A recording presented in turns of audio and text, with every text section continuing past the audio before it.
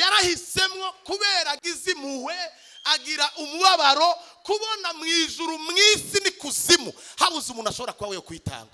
Yesu arahitamo aritanganiza imbere ya data ati je ndagiye. Data ati tiwe ntibishoboka. Aramubwira ati ndagenda.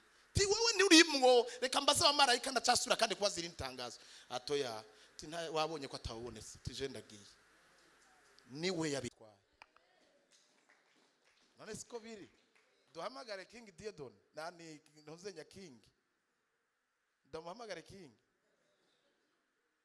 Niwe yabimbwiye. Yesu nashimwe cyane. So jenda umunaziri rero ngira mbabwire mwashize kuri afishe mutanshizeho muzoza mumbona ndi hano.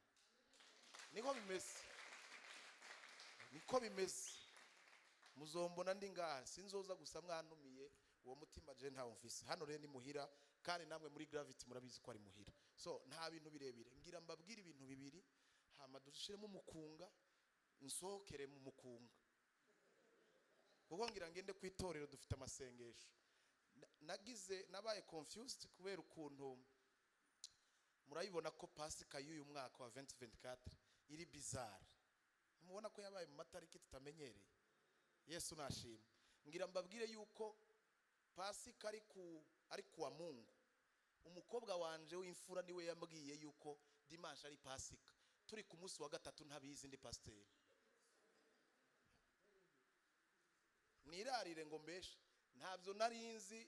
Urabona na calendrier tusigaye dufise niyo banzaniye muri biro ntibagishira ko nka zimwe za kera ntayo bashize ngo batubwire amatariki. Mafie ni wambwiye ati papa dimanche c'est le Pâques. Ah bon? Namwe nturi ninde abikubwiye ngo kwishuri ngo turabizi ko ari Pâques. Turi kuwa gatatu ntabizi ko kuwa Mungu tufise Pasika. Erega bariho ntangura guhamagara mbwira assistant mbe wari ubizi ati naje ntavyo narinzi tikwakwanya mugira amafishe dutegura urubanza ko twace tugira Saint Seine. So twebwe buri kwezi dufise iminsi 4 y'amasengesho yo gusengera ukwezi gushasha. Uyu munsi rero nategerezwa kuba mpari umwanya uhagije hamwe namwe ariko kubera uwo dufatanije ibikorwa madame we waheruka kwibaruka habaye akantu kanaka gatuma atazakuza ubwo urumva ntegezwa kuca ndahaba. Amen. Ndacerwa gato naje kare gose mwabibonye abari nga protocol ya Nyakiri ndi naje kare bakiri bake kugira juste mbereke yuko nashaka kuba namwe. Igikomeye suko ntegeza kuvuga ijambo ry'Imana, igikomeye n'umutima nazananye wo kubashigikira wo kubabwira yuko turi kumwe. Ahasigaye umwanya w'ijambo uracahari turacyafise umwanya wo kuzoganira. Urumva igikorwa kiratanguye. Nshimiye iyo mwijuru rero kwingiriye ubuntu gushobora gutangurana namwe nico nshimiye Imana. Yesu nashimwe cyane. So nibyo rero ngira mbabwira ibintu bibiri abanaziri yego nabandi muravyumviraho ariko ngira mbabwira ibintu bibiri ko ngiriwe amahirwe tukaba kuri depart mpagurukanye namwe. Ngira mbabwira ibintu bibiri kubw'iki gikorwa mumaze igihe mukora ariko ngahanye nurundi rugezo mugiyeko. Ngira mbabwira ibintu bibiri bikomeye nivyanakunda ndashira ku cya gatatu hama mpeze ndabivuga mu minota itarenze 6 bibiri. Kandi Yusufu ntuzi gusoma no kwandika fata ikaramu n'abanaziri bantu fata ikaramu ibintu ngira mbabwira hama mu ndabire muri Apocalypse chapitre 5 verset 10 umuntu yonsomera mu vyahishuye Yohana igice cya 5 umurongo w'icumi. Umusomyi mwiza soma mu Kinyarwanda usoma mu Kirundi it's okay ariko musoma ya magambo mbabwira ibintu biri très important bikomeye cyane kandi mubizirikana. Ibindi byose muzokuririra ko hano muri ibi bihe muzoba muri ngaha ariko saha gusa sindabivugiye kubwa hano muri Agape gusa ariko mbivuza ahantu hose muzisanga muri ko murakora umurimo w'Imana. Ibintu bibiri mubizirikana. Izina ry'Imana rihabwa icubahiro. Nyarutsi hute ivyahishuye Yohana 5 umurongo w'10. Ego shobozi ibyahishuye Yohana igice cya 5 umurongo w'10. Ego turasoma mu izina rya Yesu.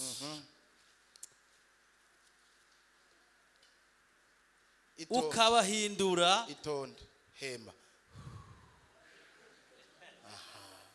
soma rero.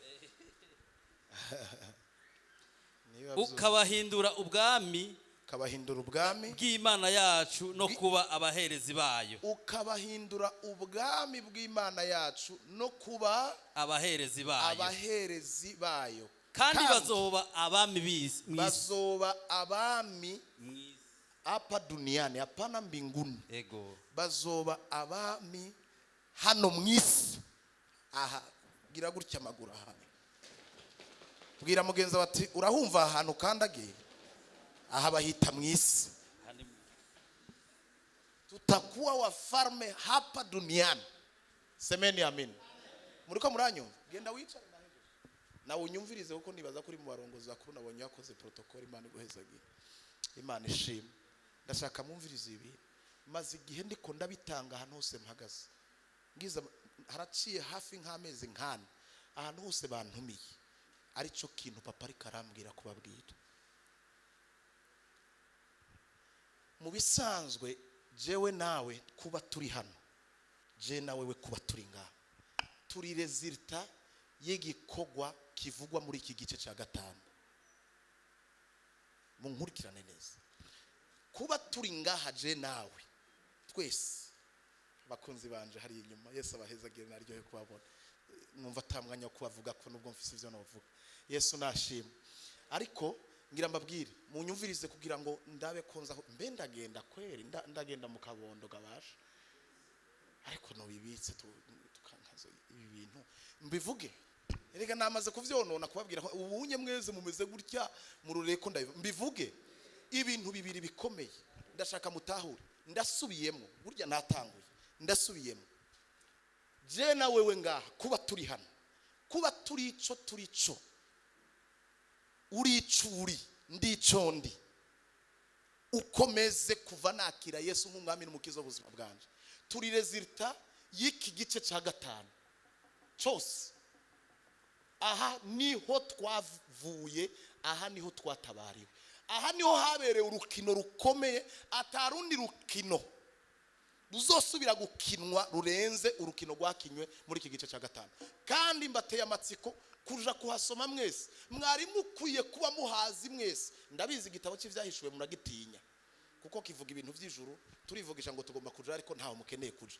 Kandi nivyo vy'ukuri turacafise ivyo dukora, ntabwo turihuta kujayo kuko ntiharagera. Yesu nashimwe. Ariko hamwe n'ivyo ni byiza mugende mu gisome n'igitabo cyiza kitumenyesha iwacu. Haleluya. Iki gice cya 5 nico cyatugiza abo turibo. Ico cyo mutakire kandi mugende muhasome muharimbo. Aha ngaha niho havugwa ijambo rivuga ngo Yohana abona bariko ratanga itangazo. Ijuru riratanga itangazo. Imana data itanga itangazo. Iravuga ngo ninde ashobora gukwabira kirya gitabo ngo ashobore kukimatura agikure kwishashara kiriko. Bibiri ivuga ngo mwijuru bose berekerayo, habura numwe ashobora kukiraba. Bibiri yishinga nta numwe yanashoboye no kukiraba kugikubita ijisho gutya, bose barunama. Itanga itangazo mwisi. Iyo sene Yohana ari karayibona mwiyereko. Barasubira atangara ati none mwisi naho nta muntu yoseruka, isi yerekerayo harabura umuntu numwe aseruka. Imana iravuga ati ntacu kubera nkeneye kwagira umuntu ategeza umwe gusa yofatiye igitabo akaja kwitanga ku bwacu, akababazwa imibabaro n'agahinda karimo. Ngwiraba no mu kuzimu, ija no mu kuzimu kuronderayo harabura umuntu numwe. Ngo Yohana araturikisha ararira cyane. Ngo mu mwanya ari kararira, ngo umwe mu bakuru aramubwira Yohana mu bamarayika, aramubwira ati Yohana we ntacurira intare yo mu muryango wa Yuda. Nagira mbabwire hari ikintu iyo tuvuga turi mu bihe bya Pasika, turi mu bihe iwa kwishengero tumaze iminsi tuko turavuga izina rya Yesu. Kuvuga Yesu bigwi n'ibirindiro vya Yesu. Yesu ni kindi kintu. Yesu ni materiel, Yesu ni option, Yesu ni kindi kintu tutazi. Muramuririmba ariko ntimuzi Yesu cyari. Nagira mbabwire ko muri gahunda y'Imana, semeni amen, muri gahunda ya papa nta n'iciyumviro niki data yarafise cyo gushobora kubwira Yesu ngo amature ico gitabo ngo agitore. Yesu ntiyararimo. Itangazo ritangwa Kristo ntiyararimo. Imana ntiyagomba no kumurekura. Umve yaganiriza abandi Yesu yicaye ngaho. Ntiyashaka kwava impande yiwe. Ntiyari muri liste, nta na gahunda. Iyo apere ntabwo yamuraba na gatoya. N'amahitamo yiwe gusa. Yarahisemwo kubera agizimuwe, agira umubabaro kubona mu ijuru mwisi ni kuzimu habuze umuntu ashobora kuba we kwitanga. Yesu arahitamo aritanganiza imbere ya data ati je ndagiye. Data ati pu tiwe ntibishoboka. Aramubwira ati ndagenda. Ti wewe nturimwo reka mbaze abamarayika ndacasura kandi kwazira intangazo. Atoya ti wabonye ko atawubonetse ti je ndagiye. Niwe yabihisemo. Ntiyari muri gahunda. Ntiyari muri gahunda. Aha rero niho batubwira ico twacitse. Gucika ni mu Kinyarwanda. Ico twagizwe kiri pauvre cyane. Ico twabaye. Ico twabaye. Ahanye nous avons été transformés. Twabaye transformés. Ni kuvuga ngo twarahindutse. Bibiliya ivuga ngo twarahindutse. Ntitwabaye gusa ahubwo twarahindutse. Aduhindura kuba abami n'abatambyi. Hamatse yongera ko ngo bazaba abami hano mwisi. Abami muri kijya gice ku murongo w'10. Abami bavugwa kabiri. Umutambyi avugwa rimwe. Mugabo ijambo umwami ryari rigarutse ubugira kabiri. Murimo kunyumva? Muranyumva ndumvikana? Yesu nashimwe cyane.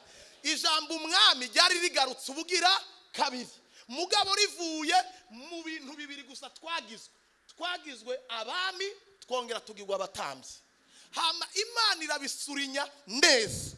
Ikiravuga ngo bazoba abatambyi n'abami mwisi. Never. Ikivuga ngo bazabami gusa. Ubutambyi waburavuyemo. Mugabo mwibuke Yesu nahimbazwe. Murika muranyumva? Mwibuke Bibiliya yavuze ngo abahindura kuba abami n'abaherezi. Abami n'abatambyi. Mugabo ikirongera ko ngo bazaba abami hapa duniani. Ibyo ubutambyi ntibyasubira kuvugwa. Mugabo dufise izi titre zibiri. Twambaye umwambaro imyambaro ibiri. Umwambaro w'ubuherezi n'umwambaro w'ubwami. Ubwami rero sekwa. Ubwami ni ukuguru kw'isi. Ubutambyi ni ukuguru kw'ijuru. Reka mbivuge neza kugira ngo vyumvikane. Umwami ni ukuguru kw'isi. Umutambyi ni ukuguru kw'itorero. Kubuzima bw'umwuka. Ubutambyi ni ubuzima bw'umwuka. Ubwami ni ubuzima bw'ibintu palpable, ibintu physique. Aya maguru abiri atari kumwe hakabaho kuguru kumwe. Ngira ndakubwire ko atacura ico.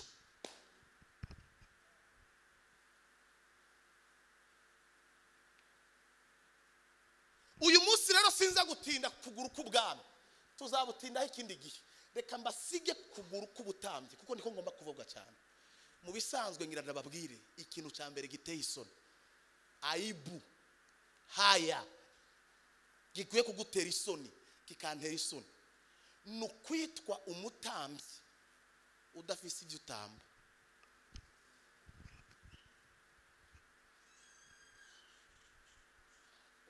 Nukuba ntabwo ari turiko turakoresha imvugo tumenyereye y'isi. Nukuba warabaye transforme ugahinduka akaguhindura umutambyi ariko ukaba uri umutambyi uri vide. Nico kintu cya mbere giteye isoni.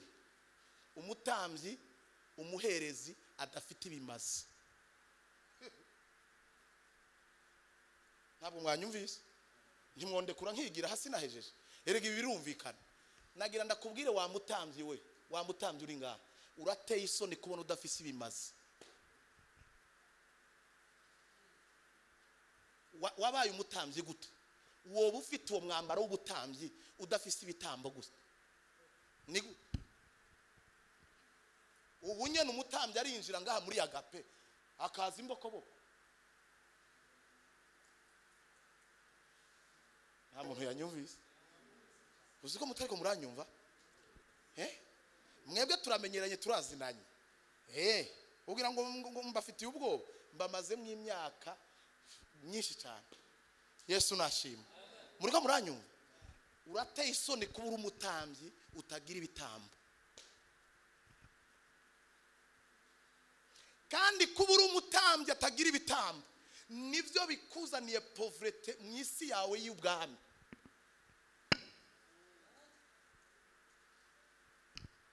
Igituma tacu ufite mu kuguru k'ubwami, Bibiliya yatubwiye ngo bazoba abami mu isi. Siko Bibiliya yatubwiye?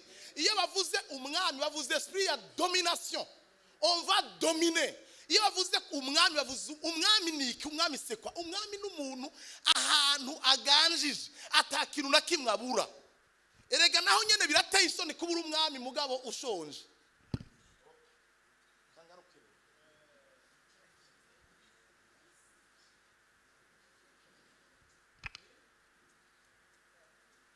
Sisi ni wafalme, haleluya. Me saa una rentre ukiona mwenye rupangu mfalme na ushaona mfalme anabunda bunda.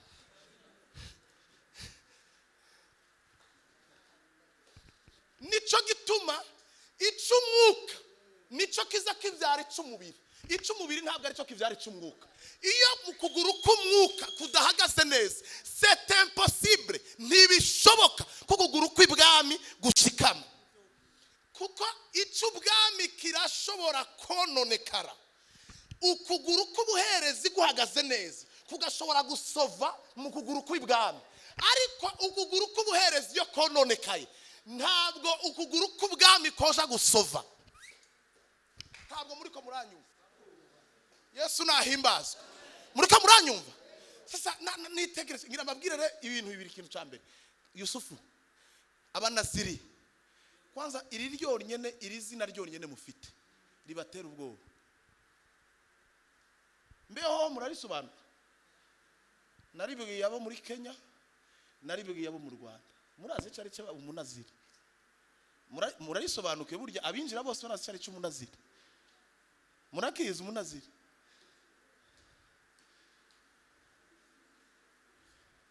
Erega ni nkabo numvise bavuze ko ari ivyihebe. Mbere urazi cyari cyo cyihebe. Erega urabona turiyita ibintu tutabitekerejeho. Mbe murazi yuko ikihebe ari ikintu kigenda kwiheba aho abandi bahunze.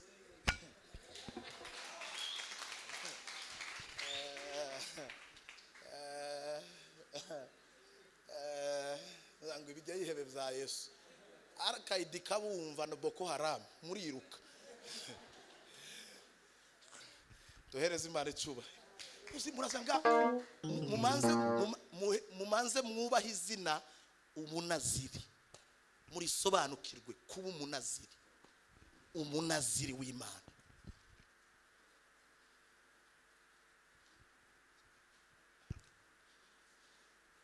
Abanaziri rero turafise attitude itari nziza mana we. Ibi bintu ngira ndabigarukirize ngaha.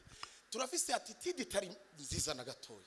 Uzi yuko dufite mindset, dufise ibitekerezo bitubwira ko iyo duhagaze ngaha twaje kugira ngo tumotivate itorero. Iyo tuhagaza ndiko ndamotive itorero, ndiko ndahimbaza kugira ngo motive itorero. Mwebwe abaririmbyi rero muhagirira ikibazo gikomeye cyane. Mwebwe iyo muhagaze ngaha mwumva mukeneye motivation y'aba bantu bicaye ngaha. Mais c'est faux. C'est faux. Mwaje gutanga ibitambo. Ibyo bitambo muri ko muratanga ntabwo muri ko murabitangira abo bantu. Ntabwo ari turiko turazamura ibitambo kugira ngo bigende kwake. Reka mbabwire abaririmbyi muze mumenya yuko mukora igikogwa cyonyene kimwe Imana itoshobora kwikorera. Ijambo ntaryo mwumvise ndarisubiremo. Imana ishoboye byose sofu kimwe, kwiramya.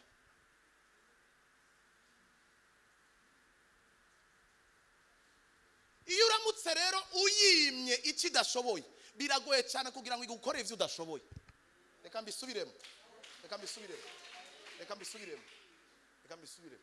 Aha niho hantu rero tugirira ikibazo. Wewe igutegerejeho ikintu konsoma consommation yayo imfungurwa zayo nukuramya muri hanga niremeye kugira ngo mundamye nico twaremewe twaremewe kwishima kuko ntishobora kwishima ntishobora kuririmba ngo ndi Imana ngo ngira neza ngo ndahambaye ngo naremye ibiti n'imisozi ibyo ntavyo ishoboye yama igihe cyose itegereje umuntu ayibwira twebwe rero yaturemye kugira ngo tuyibwire ico kintu itoshobora iyo rero tutayibwiye ngo ihage kuko bibiri ivuga ngo ibyagiye mu mashimwe y'abana bayo biragoye cyane umunezero w'uhoraho nizo mbaraga zacu siko bibiri tubwira donc iyo yanezerewe iki recompense n'imbaraga hari ikintu cyo turoseva iyo rero tutamenye ibanga yuko twaje kuzamura ibintu bituma duhabwa imbaraga biragoye cyane tuca tuguma turaramya hama tukaguma turi bagoyigoye goyigoye muracuza